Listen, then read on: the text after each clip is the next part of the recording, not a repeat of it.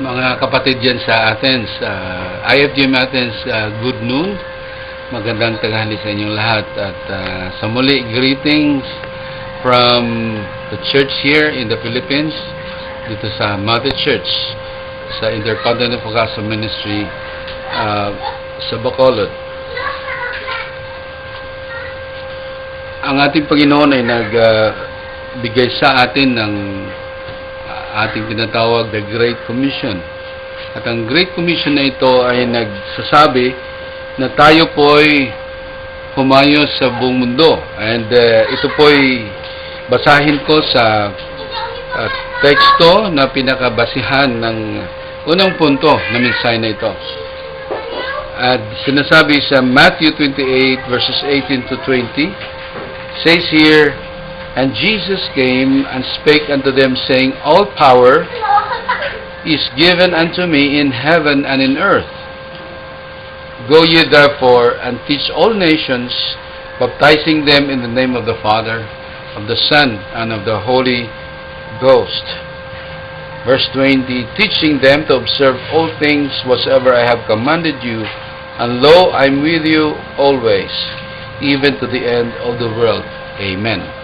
Dito po nagtakip ang Ebanghelyo ni Apostle Matthew. At ang word dito sa verse 19 na sinabing, "Go ye therefore and teach all nations," is taken from the same Greek word which could be read disciple or martyros. So a disciple is someone that is named to the apostles basically, at ang lahat po na sumunod sa ating Panginoong Yesus. So kung babasahin natin, sinabi dito, if we replace the word teach, which is the same word in the Greek, "Go ye therefore and make disciples of all nations."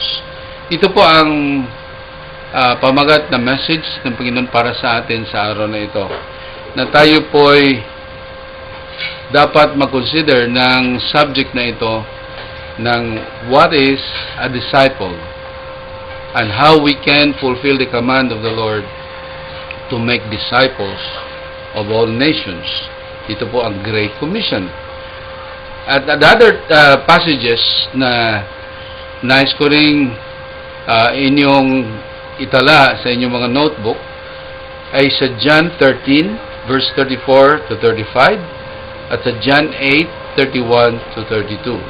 So the three passages that brings to us 3 points about the subject of discipleship, or ang subject po na napakahalaga dahil ito po'y utos or commission or command na ating Panginoong Hesus to make disciples.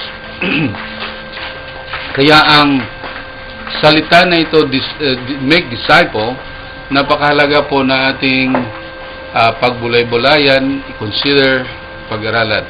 Dahil we cannot remain a believer and be a child or a babe. Ngunit ang karakter po ng isang manampalataya ay dapat mayroong kinatawag na discipline, which is the root word of the word disciple. So, nais ni Lord na tayo po'y magiging true disciples of the gospel of the Lord Jesus Christ.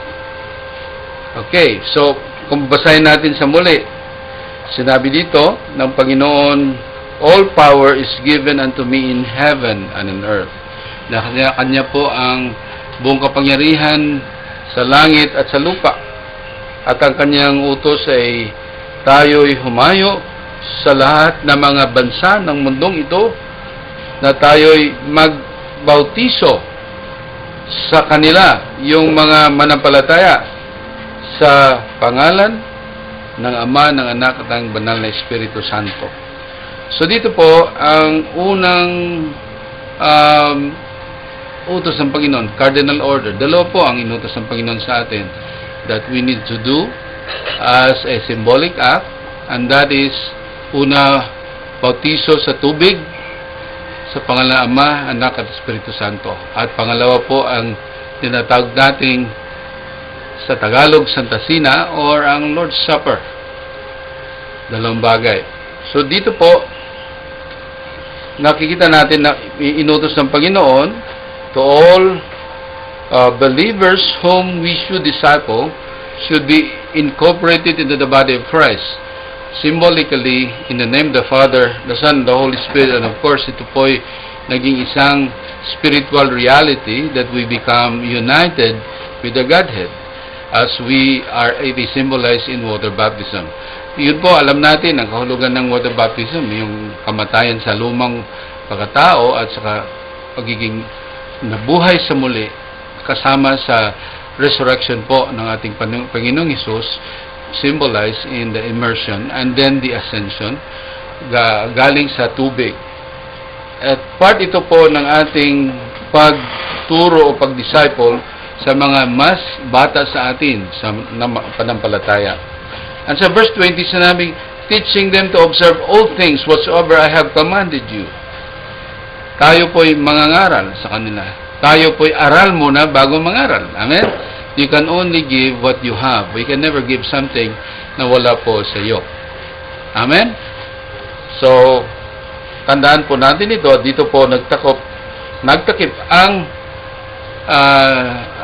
salita ng Diyos na tinatawag nating the gospel according to Matthew.